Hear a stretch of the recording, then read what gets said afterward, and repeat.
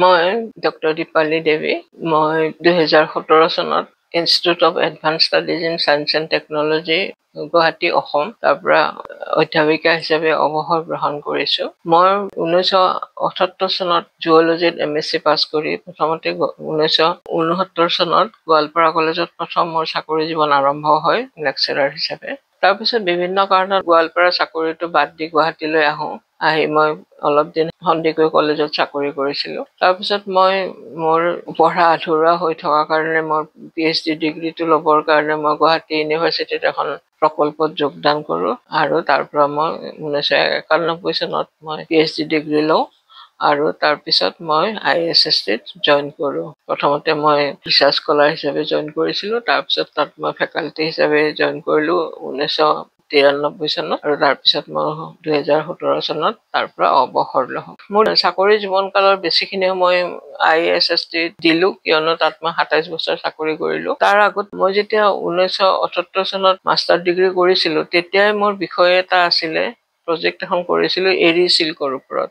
এৰী চিল্কৱৰ্ম বা আমাৰ যিটো এৰা পাট পলু বুলি কয় সেইটোৰ ওপৰত। তাৰপিছত যেতিয়া মই PhD কৰোঁ তেতিয়াও মই নাজানো কেনেকে মোৰ যোগাযোগটো হ'ল। মই মুগা চিল্কৱৰ্মৰ এখন প্ৰকল্পৰ ওপৰত কাম কৰিছিলোঁ আৰু তাতে মই মুগা চিল্কৱৰ্মৰ বায়'কেমিষ্ট্ৰিৰ বিষয় হিচাপে লৈ মোৰ PhD সম্পাদন কৰিছিলোঁ। আৰু এই PhD মোৰ মুগা চিল্কৱৰ্মৰ ওপৰত হোৱা হেতুকে ISSTত যেতিয়া প্ৰথম মুগাৰ প্ৰকল্প এখন আৰম্ভ হয় তেতিয়া মোক তেওঁলোকে যোগাযোগ কৰি তাত জইন কৰিবলৈ মোক আহ্বান জনায় আৰু সেই সূত্ৰে মই প্ৰথম ৰিচাৰ্চ স্কলাৰ হিচাপে 1991 চনত ISSTত জইন কৰিছিলোঁ। তেতিয়া তাত এখন আমাৰ অসম চৰকাৰৰ অধীনত এখন প্ৰকল্প চলি আছিল। তাৰ বিষয়বস্তু আছিল যে ঘৰতে কেনেকে মুগা পুহিব পাৰি তাৰ বিষয়ে যথাযথভাৱে বৈজ্ঞানিক ভিত্তিত কেনেকে ঘৰতে মুগা পুহিব পাৰি।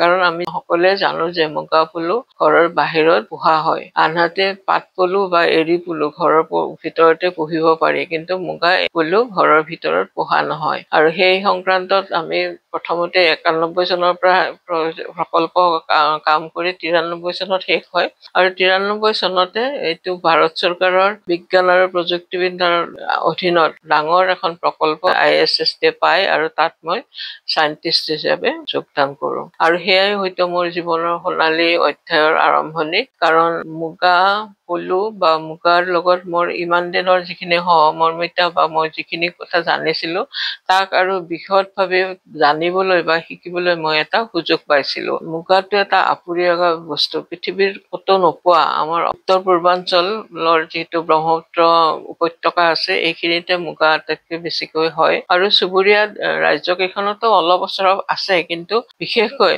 বাণিজ্যিক ভিত্তিতো মুগা পোহা হয় অকল ব্ৰহ্মপুত্ৰ উপত্যকাত।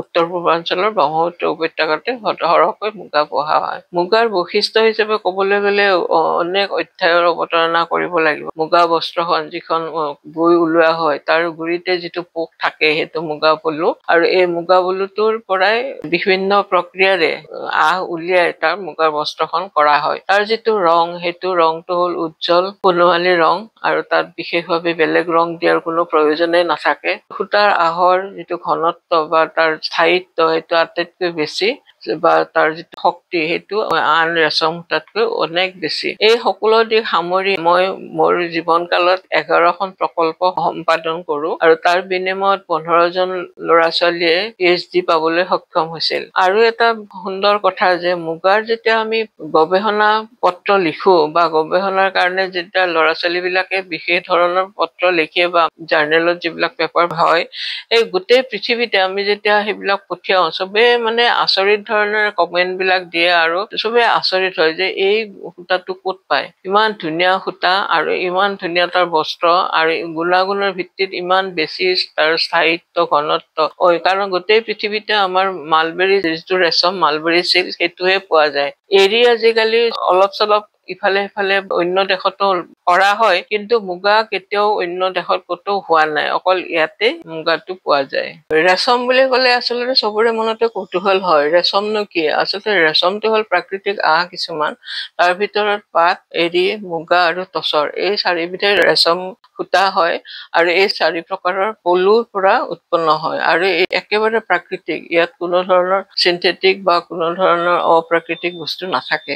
কিন্তু কিছুমানত সিনথেটিক ৰং দিয়া হয়, কিন্তু মুগাৰ ক্ষেত্ৰত সিনথেটিক ৰঙো দিব নোৱাৰি, কাৰণ তাৰ নিজৰ ৰংটোৱে ইমান উজ্জ্বল, তাত বেলেগ ৰং নাখাটে। এই সকলো দিশ যেতিয়া আমি অধ্যয়ন কৰিছিলো, আমি বিভিন্ন ধৰণৰ মিটিং বা কনফাৰেন্সত জইন কৰাৰ উপৰিও আমি যেতিয়া বিভিন্ন ধৰণৰ সত্য উদ্ঘাটনৰ কাৰণে আমাৰ ISST বা অসমত তেনেকুৱা ধৰণৰ উন্নত মানদণ্ডৰ সা সঁজুলিৰে ভৰা গৱেষণাগাৰ আমাৰ ইয়াত নাছিল। সেইকাৰণে মই যেতিয়া গৱেষণাৰ কাৰণে উচ্চ শিক্ষাৰ কাৰণে বাহিৰলৈ যাব বিচাৰো, তেতিয়া ভাৰত চৰকাৰত যেতিয়া আবেদন জনাওঁ, তেতিয়া প্ৰত্যেকবাৰতে মই যিমানবাৰ আবেদন কৰিছো, তেতিয়া মই তেওঁলোকৰ সহায় সাহায্য মানে ফেলোশ্বিপ বুলি কয় তেনেকে পাই মই এবাৰ ইটালীত গৈছিলো। ইটালীত মই ছমহীয়া এটা প্ৰশিক্ষণ লৈ আহিছিলো। তাত মই কৈছিলো যে যেতিয়া আহৰ কথা আহে, তেতিয়া মানুহে কৈছিলে যে আমি আগতে কৈছো যে ঘৰতে পোহা মুগা আহ আৰু বাহিৰত পোহা মুগাৰ আহৰ তাৰতম্য ঘটিব পাৰে নেকি, এনেকুৱা ধৰণৰ কিছুমান প্ৰশ্নৰ উদয় হৈছিল। তেতিয়া মই 2005 চনত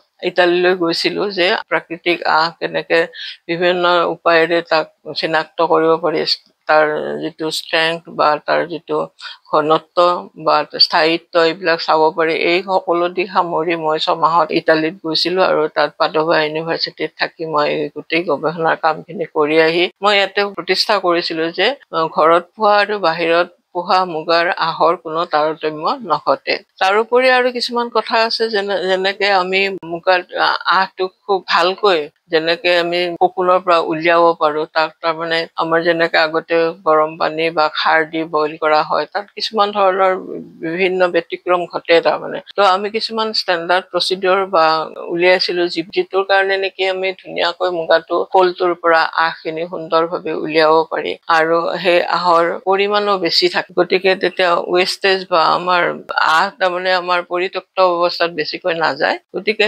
তেনেকুৱা বিভিন্ন ধৰণৰ ৰিচাৰ্চ কৰিছিলো। তাৰোপৰি মুগাৰ যিটো বায়'লজিকেল চাইড আছে, সেই বায়'লজিকেল মানে তাৰ মুগা পলুটো কেনেকুৱা প্ৰাকৃতিক পৰিৱেশত থাকিব পাৰে, তাৰ পৰা উৎপাদন কেনেকে বঢ়াব পাৰি, তাৰোপৰি যিটো কণী থাকে, সেই কণীবিলাকক কেনেকে সুন্দৰভাৱে ৰাখিব লাগে, কি ব্যৱস্থাৰে কৰিলে কণীৰ পৰা বেছিকৈ আমি পলু পাব পাৰো, এই ধৰণৰ বিভিন্ন ধৰণৰ আমি ৰিচাৰ্চ কৰিছিলো। আৰু তেনেকে মই প্ৰায় পৃথিৱীৰ বহুত ঠাইলৈ মই গৈছিলো, যেনেকে মই ইণ্ডোনেছিয়াত গৈছিলো, থাইলেণ্ডত গৈছিলো, জাপানত গৈছিলো। তাত বিভিন্ন মানুহৰ লগত মতৰ বিনিময় ঘটিছিল, আৰু আমি কথাবিলাক বিশ্লেষণ কৰি চাইছিলো। আৰু তাৰোপৰি মই গৈছিলো ইটালীৰ বিভিন্ন ঠাইত ঘূৰিছিলো। মই অৰলেণ্ডোলৈকো গৈছিলো এবাৰ, USA নিউয়ৰ্কতো গৈছিলো। বিভিন্ন ধৰণৰ চাইণ্টিষ্ট বিলাকৰ লগত কথা পাতিছিলো যে আমি কেনেকে আৰু উন্নত মানৰ মুগাৰ সূতা আৰু মুগাৰ পলুটো পাব পাৰো, কি কি ধৰণৰ কথা আমি চালে আমাৰ সুবিধা হয়, সেইবিলাক দিশত আমি আলোচনা কৰিছিলো। তো বিশেষকৈ ইণ্ডোনেছিয়াত তেওঁলোকৰ ক্ৰিকুলা বুলি এটা পলু পায়। এই ক্ৰিকুলাটো আমাৰ ইয়াতে আকৌ পেষ্ট বুলি কোৱা হয়, যেনেকে আমাৰ চোম গছৰ পাত খায়, আমি চোম গছখিনি আমি অকল মুগাৰ কাৰণে সংৰক্ষিত কৰো। তাৰ ওপৰত যেতিয়া ক্ৰিকুলা আহি পৰে, আমাৰ ক্ৰিকুলাবিলাক মাৰি পেলোৱা হয়, গছবিলাক ডালবিলাক কাটি পেলোৱা হয়। আমি আৰু ইয়াতে ক্ৰিকুলাটো পেষ্ট বুলি কয়, কিন্তু ইণ্ডোনেছিয়াত আকৌ ক্ৰিকুলাটোৱে তাহাঁতৰ চিল্ক, তেওঁলোকৰ ৰয়েল চিল্ক। সেইটো ক্ৰিকুলাৰ আহটো যিহেতু চোম গছৰ পাত খায়, সেইকাৰণে ক্ৰিকুলাৰ আহটোও দেখিবলৈও ৰংটো সোণালী, কিন্তু সেইটো ৰিল কৰিব নোৱাৰি, স্পিন কৰিব লাগে। যেনেকে আমাৰ এৰীৰ পৰা সূতাটো স্পিন কৰি উলিওৱা হয়, ক্ৰিকুলাৰ পৰাও সূতাটো স্পিন কৰি উলিয়াব লাগে, কিন্তু ৰঙৰ দিশৰ পৰা মুগাৰ নিচিনাই ৰং ওলাই। আৰু এটা বস্তু আছে, এইটো কুটকুৰি মুগা বুলি কয়। কুটকুৰি মুগা আমাৰ এটাকাছ এটলাছ সেইটো পলুৰ পৰা ওলাই, সেইটো তেওঁলোকৰ আছিলে, কিন্তু তাত মুগা বা এৰী নাথাকে। নুনী গছ লগাই পেলাই তেওঁলোকে নুনী আৰম্ভ কৰিছিলে। ঠিক তেনেকে থাইলেণ্ডত নুনীৰ যিটো পাত, তাহাঁতৰ থাইলেণ্ডৰ সেইটো ৰয়েল চিল্ক, তেওঁলোকৰ এটা অলপ ইষত হালধীয়া ৰঙৰ নুনী চিল্ক পোৱা যায়, সেইটো থাইলেণ্ডৰ তেওঁলোকৰ ৰয়েল চিল্ক।